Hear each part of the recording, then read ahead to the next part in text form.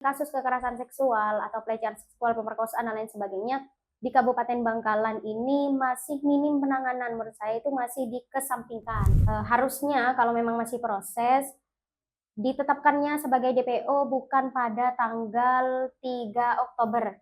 Berarti kan bulan sekarang yang korban itu didatangkan ke kepolisian. Masih baru dilakukan penyidikan kan begitu.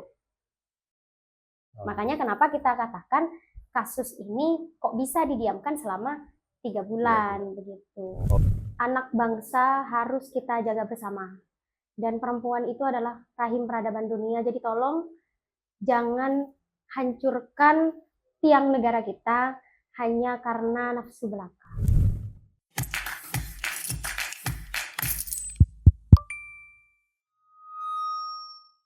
Baik, kita sudahi dah berbicara UMKM ya. Iya. Kita pindah ke konteks yang kedua. Oke. Pencegahan pelecehan seksual. Betul. Berbicara pelecehan seksual, Kabupaten Bangkalan hingga detik ini masih menjadi masalah yang luar biasa. Beberapa hari terakhir ada kasus yang juga mencuat ya. Betul. Walaupun dari sebelum-sebelumnya juga banyak gitu. Tapi saya ingin bahas yang terakhir ya. Saya tanyakan nanti, tahu tidak jangan-jangan punya tujuan ingin mensejahterakan UMKM, pengen tujuan untuk pencegahan pelecehan seksual, tapi ada kasus pelecehan seksual tapi nggak tahu. Kita tanyakan nanti. Beberapa hari terakhir kan mencuat kasus pelecehan, katanya ada 2 wanita yang usianya masih di bawah ya, di ruda paksa oleh beberapa, bahkan infonya saya tak khawatir salah, 10 pelaku. 8. Berarti salah saya. Betul-betul salah kan? Bupati tahu berarti ya? Tahu. Beliau langsung mengatakan 8. Berarti beliau sudah mengikuti kasus tersebut ya. Untung kalau sudah mengikuti berarti enak kita diskusinya. Ada dua gadis yang masih di bawah umur diruda paksa oleh 8 pelaku. 8 pelaku. Dilakukan oleh 8 pelaku. Kalau tujuannya tadi ingin melakukan pendampingan atau pencegahan tentang pelecehan seksual, apa komentar Anda tentang kasus ini?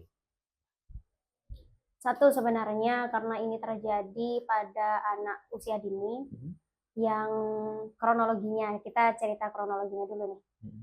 Yang tersebar luas di media sosial, satu gadis ini berinisial HB, ya kan?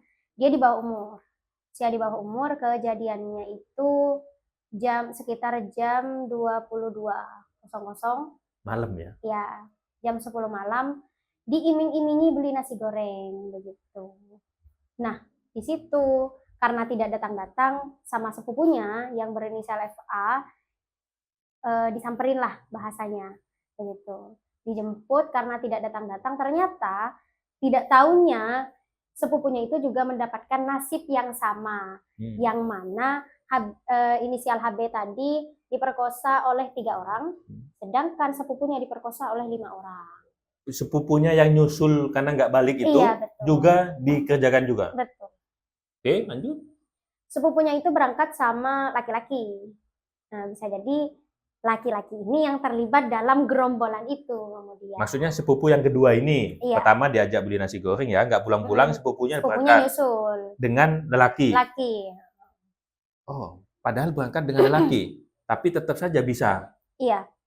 Bisa terjadi begituan ya. Berarti dugaan, katanya panjenengan tadi, dugaan yang laki yang bersama sepupunya ini juga ikut andil. Iya, karena dia juga masuk di dalam catatan DPO polisian. Oh, sudah masuk? Iya, jadi sebenarnya kasus ini teman-teman sudah naik gitu kan ke kepolisian. Ya meskipun saya menganggap memang ada keterlambatan penanganan.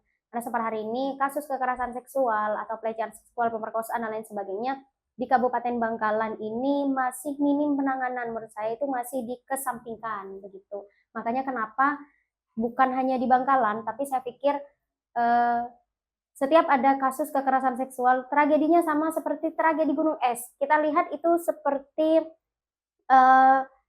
kecil, sepertinya tidak besar, bukan problem yang besar. Tapi ketika kita lihat di bawah, ternyata kasus ini justru bisa memakan korban gitu. Saya katakan memakan korban gimana? Karena perempuan itu kalau sudah trauma, dia bisa melakukan apapun kepada dirinya, anggap saja begitu. Apalagi rentan perempuan itu dengan penyakit asam lambung. Kemarin sebenarnya saya sempat mendampingi kasus, hanya saja memang tidak naik. Maksudnya bukan kesalahan dari kepolisian, bukan juga kesalahan dari Dinas KBP 3A, bukan, tapi karena saya tidak tahu latar belakang apa ini ada intimidasi dari pelaku, dari keluarga pelaku atau bagaimana, tapi dari keluarga korban itu memutuskan untuk menyudahi kasus ini, tidak usah dilanjut dengan alasan yang sampai hari ini Kohati Cabang Bangkalan masih belum paham betul apa alasannya gitu, masih Kasus absurd. yang berbeda. Kasus yang berbeda. Oke, kasus yang berbeda. Oh, berarti panjenengan pernah juga mendampingi kasus yang serupa, Betul. tapi ketika mau masuk ke ranah hukum, ternyata yang pihak korban, pihak korban ya, keluarga Iya, korban tidak berkenan untuk tidak melanjutkan. berkenan. Betul. Ya kalau pihak korban sudah tidak berkenan melanjutkan, Kita tidak bisa apa-apa. nggak bisa apa-apa Nah, ya. kita angkat tangan begitu. Yang penting kita sudah melakukan pendampingan. Baik, balik lagi ke kasus yang lagi tren nih, yang lagi rame, lagi viral. Sudah naik. Betul. Laporannya kepolisian sudah. Sudah. Sudah sampai mana nih kasusnya? Boleh diceritakan? Kasusnya itu saya dapat informasi kalau dalam tahap pencarian karena 8 pelaku ini ternyata melarikan diri, tidak ada di lokasi begitu. Saat ini. Sebenarnya kapan sih kejadiannya ini? Kejadian itu pada tanggal 10 Juli 2025. Juli, Agustus, September, Oktober. Jadi kan pas tuh mandek 3 bulan. Kok bisa mengatakan mandek? Berarti laporannya sudah lama? Laporannya sudah lama. Yang bentar. Kejadiannya bulan Juli. Bulan tanggal Juli. 10. Laporannya kapan? Laporannya masuk tanggal 28. Juli juga 28 Juli. Betul. Sekarang Juli, Agustus, September, Oktober. Oh, ini yang dikatakan mandek sama beliau. Betul. Sama panjenengan. Iya.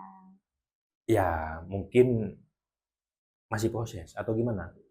Tapi harusnya kalau memang masih proses, ditetapkannya sebagai DPO bukan pada tanggal 3 Oktober. Tapi ditetapkannya sebagai DPO harusnya setidak-tidaknya di bulan Juli juga atau di bulan Agustusnya. Kan begitu. Karena pelaporan itu kan 28. Nah, ini baru didatangkan tuh menurut keterangan ya. Saya baca dulu nih menurut keterangan bahwa pada tanggal 4 bulan 10 2025 berarti kan bulan sekarang. Yang korban itu didatangkan ke kepolisian untuk dilakukan penyidikan. Berarti kan masih baru. Begitu. Masih baru dilakukan penyidikan kan begitu. Makanya kenapa kita katakan kasus ini kok bisa didiamkan selama 3 bulan begitu. Oh, itu alasannya panjenengan mengatakan. Ya. Apa kira-kira kalau analisa panjenengan, kita analisa lepas saja ya. Iya, analisa lepas saja, yang namanya analisa ya tidak lepas dari dugaan ya. Dugaan, kita tidak mengejas, kita tidak menuduh salah satu gitu. Kita hanya menganalisa. Saya mau minta analisa seorang ketua Kohati. Apa kira-kira yang membuat aparat hukum agak lambat kalau bahasa panjenengan mandek gitu? Apa kira-kira? Sebenarnya saya paham bahwa sudah tahu, paham. Masalahnya kenapa mandek? Enggak sih, dugaan aja. Dugaan. Kita kirain tahu ini. Dugaan ya. Selaku ketua umum Kohati kita juga menduga-duga nih gitu. Dugaan aja bahwa memang seper hari ini dilihat kasus kekerasan seksual, pemerkosaan dan lain sebagainya itu tidak dianggap serius. Kenapa? Karena selalu penanganannya lambat gitu kira-kira. Berbeda dengan kasus pembunuhan, berbeda dengan kasus narkoba, misal begitu. Beda. Kasus apa ya? Saya kalau bilang kasus kekerasan seksual itu di kacamata hukum sepertinya kita kan menduga-duga juga. Sepertinya sedikit disepelekan, sedikit dikesampingkan. Entah ada alasan yang lain, saya kurang paham. Tapi harapan saya sebagai ketua umum Kohati, kita tidak hanya melihat seberapa besar kasus ini, tapi seberapa besar kasus tersebut, kejadian tersebut berdampak kepada korban. Karena kadang-kadang korban itu tidak mau untuk kemudian melanjutkan kasus tersebut karena mereka berpikir setelah saya melanjutkan kasus ini apa yang saya dapatkan, begitu. Pada akhirnya ketika kita memperjuangkan kasus ini belum tentu pelaku masuk ke sel, gitu kira-kira. Belum tentu kasus ini pelaku ini kemudian dipidana atau didenda. Ketakutan-ketakutan itu aja kemudian yang membuat para pelapor ini ya sudahlah biarkan saja. Saya sudah selesai dengan trauma saya. Tapi kan sebenarnya harusnya ranah hukum tidak selesai di situ. Begitu. Jadi mungkin ini bisa menjadi perhatian oleh pihak kepolisian sekaligus untuk pihak yang seperti Dinas KBP 3A yang mendampingi terkait trauma korban, begitu kira-kira, untuk hal-hal yang seperti ini mohon diperhatikan betul-betul. Karena kasus kekerasan seksual kalau kita tidak mengambil jalan untuk kemudian pelaku ini bisa memiliki efek jera yang betul-betul jera, maka kasus-kasus yang lain akan tetap bermunculan. Begitu. Nah, pertanyaannya adalah mau sampai kapan? Mau berapa korban lagi? Kan begitu. Apalagi korbannya nih banyak yang anak masih di bawah umur. Begitu. Perempuan itu kan sebenarnya anak itu kan penerus bangsa. Saya katakan kalau perempuan itu rahim peradaban dunia. Kalau rahim peradaban dunia kita hancurkan, mau jadi apa bangsa kita, kan begitu? Ya, mendengar ceramah begini merinding ya. Jadi ya karena ustadzah panjenengan. Dulu memang pernah mondok. Jadi saya Langsung jadi ustadzah saya. merinding ini. Diceramahi sama beliau merinding saya. Mungkin ya saya memaklumi karena memang beliau perempuan gitu ya. Kaumnya dilecehkan, kaumnya disakiti. Ya siapa yang tidak marah? Betul. Yang tidak terbawa emosionalnya begitu ya. Cuman saya ingin sedikit mengatakan bahwasanya beliau tadi mengatakan sepertinya kasus pelecehan seksual seperti ini tidak mendapat perhatian serius dari APH. Betul. Tapi kalau saya menilai ya karena saya cowok gitu ya. Mungkin kalau cowok kan lebih dikit pakai perasaan gitu. Kalau cewek kan ya karena kaumnya lebih emosional, karena lebih emosional sehingga menilai begitu. Tapi saya sedikit mau di titik ini saya sedikit mau melakukan pembelaan terhadap APH. Mohon maaf gitu ya. Mohon maaf jangan langsung di demo nanti di demo sama kaum perempuan, tidak. Saya sama memiliki rasa empati seperti panjenengan, cuman di titik ini saja beliau mengatakan bahwasanya kasus pelecehan seksual sepertinya tidak mendapat perhatian serius. Tapi kalau saya mengatakan, lu banyak kok kasus pembunuhan juga nggak selesai gitu loh. Ada juga kasus pembunuhan nggak selesai, kasus yang lain juga ya ada juga, sehingga ya jangan berpikir dulu bahwasanya kasus pelecehan seksual dianaktirikan seperti itu. Ya tahan dulu, kita kawal saja gitu ya. Kita kawal saja. Sampai tuntas. Kita kawal saja sampai tuntas ini. Khawatir memang, walaupun beliau tadi sudah menjelaskan alasan-alasan kenapa beliaunya sampai mengatakan seperti itu gitu ya. Mungkin ada alasan karena masih berproses atau ada kesulitan-kesulitan. Ya ini hanya mungkin juga gitu. Walaupun tadi Mbaknya sudah menjelaskan ini dilaporkan tanggal sekian, tapi kenapa prosesnya baru tanggal sekian gitu? Kemana selama 3 bulan? Apa yang dilakukan? Kan begitu. Betul. Beralasan juga sih sebenarnya beliau sampai menyampaikan begitu. Sampai beliau mengatakan bahwasanya perempuan itu peradaban dunia gitu ya. Betul. Karena dari perempuan lah, dari rahim perempuan lah keluar bibit-bibit generasi selanjutnya. Dan kalau saya sedikit tahu juga nih, walaupun bukan ustadz gitu ya, madrasatul ulanya anak itu ya perempuan. Kalau perempuan dirusak ya sama dengan merusak peradaban dunia juga, katanya beliau. Jadi memang mungkin ada sedikit saran juga dari kami nih, walaupun kami bukan perempuan, tapi kami pecinta perempuan gitu ya. Pecinta perempuan untuk betul-betul mengawal kasus ini. Saya senang masih ada Mbak Quratul Aini sebagai ketua Kohati mau speak up, mau peduli. Bahkan program khususnya adalah betul-betul mau mengawal pencegahan tentang pelecehan seksual. Betul. Mudah-mudahan ini betul-betul dijalankan dan betul-betul ada impact kepada masyarakat Kabupaten Bangkalan sehingga misal kasus-kasus seperti ini bisa berkurang Betul. atau bahkan bisa nol misal. Karena saya pengen tanya lagi nih sama Mbak mumpung masih ada di sini, jauh-jauh dari Galis datang ke sini, udah gitu diundang tanpa dikasih sangu juga. Tapi beliaunya mau loh, saya sampaikan, Mbak saya ajak diskusi, tapi nggak saya kasih transport. Nggak apa-apa Mas, sudah biasa katanya. Wih keren gitu ya. Mumpung udah nyampe di sini, saya mau tanya lagi nih. Dari sebelum-sebelumnya dari kasus ini, sudah pernah mendampingi tidak? Atau pernah mempelajari tidak? Tren kasus pelecehan seksual ini sudah berapa kali? Atau dari sekian kasus yang tertangani berapa? Seperti itu, sudah pernah mempelajari tidak? Sudah, sebenarnya kalau data dari kepolisian dan dari Dinas KBP 3A ini tidak sinkron. Maksudnya tidak sinkron adalah lebih banyak pendataan kasus dari KBP 3A. Jadi yang melapor ke P3A ini lebih banyak, tapi yang naik ke polisian ini sedikit. Itu terhitung aja beberapa orang. Nah, kenapa kemudian bisa begitu? Alasannya sudah saya sampaikan tadi, begitu. Nah, di KBP 3A ini hanya mendampingi konseling. Nah, nanti ditanyakan kepada korban, ini mau dilanjutkan untuk melaporkan ke kepolisian atau tidak. Jadi alasan-alasan yang seperti itu kemudian muncul tidak mau dilanjutkan pelaporannya karena ya satu malu. Karena ini kasus yang bagi kita gimana ya?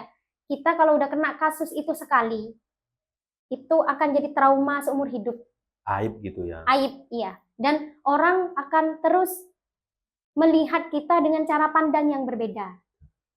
Sekalipun mungkin orang lain tidak begitu, tapi kita merasa begitu. Kita merasa bahwa itu adalah kekurangan terbesar kita. Traumatiknya panjang. Betul, traumatiknya panjang. Jadi memang harus ada pendampingan khusus. Nah, di Dinas PA sudah menyediakan itu. Bimbingan konselingnya udah ada. Pendampingan secara emosional dan lain sebagainya. Itu sudah difasilitasi. Dan tidak lupa juga, kami di Kohati sebentar lagi ini akan terbit posko pengaduan. Nah, jadi teman-teman nih, semua perempuan seluruh Indonesia, begitu.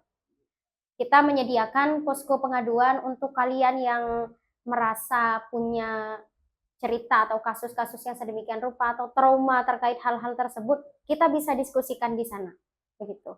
Artinya, saya berharap goals-nya di sana, teman-teman yang awalnya tidak mau speak up terkait kasus yang menimpa kalian, saya harap kalian dengan adanya hal tersebut yang diadakan oleh Kohati, yang diwadahi oleh teman-teman Kohati, yang difasilitasi oleh kami, teman-teman bisa speak up juga seperti kita. Karena mau bagaimanapun juga, kasus yang seperti itu harus kita perjuangkan seadil-adilnya. Karena kita memang hidup di negara hukum, begitu. Jadi semuanya harus ada efek jera pada pelaku. Jangan sampai kita trauma sendiri nih, tapi tidak ada efek apapun kepada pelaku. Gitu. Jadi tadi seperti yang dijelaskan, data yang masuk ke Dinas Perlindungan Perempuan, Perlindungan Anak dan Perempuan, itu lebih besar dibanding dengan yang masuk ke kepolisian. Alasannya atau penyebabnya adalah tidak semua yang terdampak kasus itu mau dan berkenan untuk melanjutkan ke ranah hukum. Betul. Alasannya berbagai macam. Betul. Salah satunya adalah karena itu terhitung aib gitu ya. Iya. Bagaimanapun ya malu lah, lebih-lebih di Madura gitu ya. Iya. Menjadi korban kasus seperti itu, wah tidak mudah. Traumatiknya panjang gitu ya. Bahkan ya kalau kita biasanya melihat itu sampai anak cucu pun bekasnya tidak akan hilang gitu ya, bahwanya si A ini pernah terus dibaca, ya, stigma betul. Masyarakat. Di masyarakat itu masih terus tercap gitu ya, ada gitu ya. Bahwanya si A ini pernah diginikan atau pelaku ini terdapat kasus ini gitu. Itu sampai ke anak dan cucunya itu tidak akan hilang, sehingga menimbulkan traumatik yang panjang. Ini menjadi tugas berat Kadis PPA ya, Kadis Perlindungan Anak dan Perempuan. Tapi tadi Mbaknya sudah mengatakan Kohati se-Indonesia ya sudah mewadahi laporan pengaduan tentang untuk kasus pelecehan seksual. Betul. Tapi saya tidak bahagia. Ada walaupun Kenapa tidak bahagia? Kan kalau mengadakan itu kan kita berharap ada pengaduan. Saya malah berharap Kohati lebih konsen melakukan pendampingan, penyadaran kepada perempuan agar kasus itu bisa dicegah. Betul. Bukan terjadi lalu ngadu. Tapi Iya. saya lebih setuju Kohati berperan sebagai pencegah. Melakukan edukasi perempuan-perempuan yang ada itu, utamanya yang gabung di Kohati, diedukasi biar menjadi wanita-wanita tangguh misal. Jadi tugas Kohati ini bagaimana mengedukasi perempuan-perempuan agar tidak mudah termakan rayuan palsu kaum laki-laki gitu ya. Walaupun saya laki-laki nih gitu ya. Itu sebenarnya yang harus dilakukan. Walaupun betul tetap juga harus ada pengaduan ya. Iya. Pengaduan ya kalau memang terlanjur ada. Betul. Tapi kalau pendampingan pencegahan ini sukses dilakukan sehingga tidak ada perempuan yang akhirnya terjerumus terhadap kasus itu, nggak ada lagi pengaduan-pengaduan. Betul. Dan itu sukses gitu. Pertanyaan saya, sejauh ini, apa yang sudah dilakukan dalam bentuk pencegahan? Yang sudah dilakukan itu, ya kita memberikan penyadaran-penyadaran seperti kemarin di Milad Kohati kami juga mengadakan seminar keperempuanan. Kita mengedukasi teman-teman, termasuk kita menghadirkan Wakapolres waktu itu langsung. Jadi beliau menjelaskan sekaligus pasal-pasalnya gitu. Dari Dinas KBP 3A yang materinya tentang kecerdasan emosional begitu. Kalau dari Kohati sendiri kami karena di bulan pertama, bulan kedua, bulan ketiga kami full kegiatan dengan kegiatan perkaderan di HMI dan Kohati. Untuk 1 bulan ke depan ini kami ada yang namanya Safari Edukasi Kohati begitu. Nah, Safari Edukasi Kohati itu kita targetnya adalah siswa-siswi setingkat SLTA dan SLTP, MTS, SMP atau SMA begitu. Karena kenapa? Yang harus kita berikan edukasi adalah teman-teman yang masih puber begitu ya, yang keingintahuan atau kedekatan terhadap lawan jenis dan lain sebagainya begitu. Mereka rentan kadang mempercayai lawan jenisnya begitu. Jadi mereka rentan kemudian dapat hasutan dan lain sebagainya, ajakan yang memicu terhadap kasus pelecehan seksual. Maka memang edukasi ini harus kami lakukan secara berkala. Kami usahakan Kohati untuk bisa masuk ke setiap sekolah-sekolah untuk memberikan edukasi terkait pelecehan seksual, kekerasan seksual dan lain sebagainya. Itu harapan kami bisa meminimalisir setidaknya. Setidak-tidaknya juga karena sekalipun Kohati ini ranahnya hanya pada perempuan, tapi yang saya rasa bukan hanya perempuan yang harus diedukasi, teman-teman. Tapi yang harus kita edukasi ini juga laki-laki, begitu loh. Karena juga saya ini. Betul. Karena kadang-kadang ya kalau kita berbicara tentang emosional ya, kalau kita berbicara tentang cara berpikir laki-laki dan perempuan, cara kerja otak laki-laki dan perempuan ini berbeda begitu. Kalau perempuan memang lebih kepada emosional. Jadi makanya perempuan yang baik ya, perempuan yang baik adalah yang menggunakan logikanya atau pikirannya. Dan laki-laki yang bijaksana ialah yang menggunakan hatinya. Nah, kalau nafsu sudah ada di atas pikiran dan hati, selesai sudah. Begitu. Makanya kenapa hal itu, edukasi itu tidak hanya untuk perempuan, teman-teman. Banyak pertanyaan waktu seminar Kohati, kenapa yang diedukasi selalu perempuan? Kenapa yang diberikan materi tentang seminar-seminar ini, kenapa perempuan begitu? Sebenarnya tidak. Jadi kita mengedukasi laki-laki dan perempuan. Dua hal ini, kasus ini tidak terjadi kalau hanya 1 orang begitu. Tapi ini terjadi 2 orang. Nah, maka mindset itu yang harus kita rubah. Laki-laki harus memproteksi dirinya, mengendalikan pikirannya dan emosionalnya, pun perempuan harus memproteksi dirinya, pikirannya dan hatinya. Sehingga kita bisa meminimalisir kasus kekerasan seksual terutama di Kabupaten Bangkalan. Tuh, dengerin para lelaki hidung belang ini. Padahal saya laki-laki juga, tapi hidung saya nggak belang kok. Guyon ya.